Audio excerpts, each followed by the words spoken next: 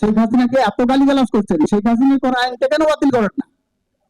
সেই আইন বাতিল করতে কে বাধা দিছে আপনাকে?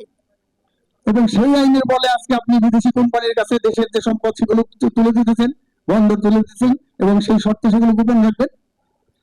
আমরা যতটুকু গণমাধ্যমের বন্ধুদের কাছে এবং অন্যান্য সূত্রে জানতে পারছি যে চুক্তির শর্তের মধ্যে কি আছে, বলছে যে আরবিট্রারি ক্লজ নাই এখানে।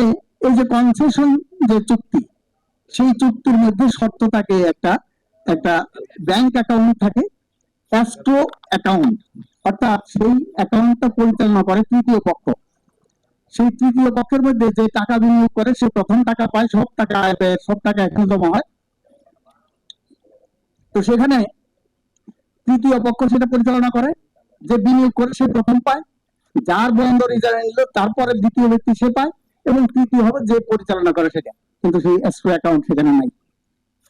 দুইটা এখানে এই কনসেশন চুক্তি হয়েছে, এর আগে ওই পতেঙ্গা টার্মিনাল হয়েছে সৌদি আরবের কোম্পানির সাথে, সেটার মধ্যে ওই চুক্তি নেই। বলা হয়েছে 10 বছরের জন্য কর রেয়াত দেওয়া হয়েছে এই কোম্পানিকে, ওই চুক্তির মধ্যে সেখানে আছে।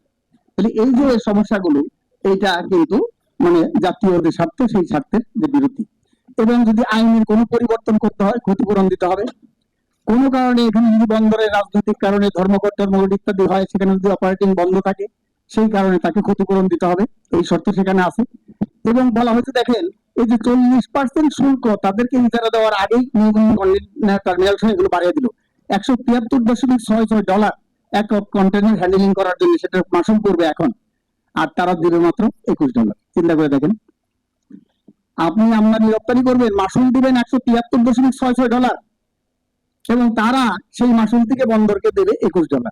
এই ধরনের যে জাতীয় স্বার্থ বিরোধী অসম যে চুক্তি, সেই চুক্তিগুলো সম্পাদন করছে এবং গোপনীয়তা রক্ষা করতে তীব্র নিন্দা জানাই একটা বলছে।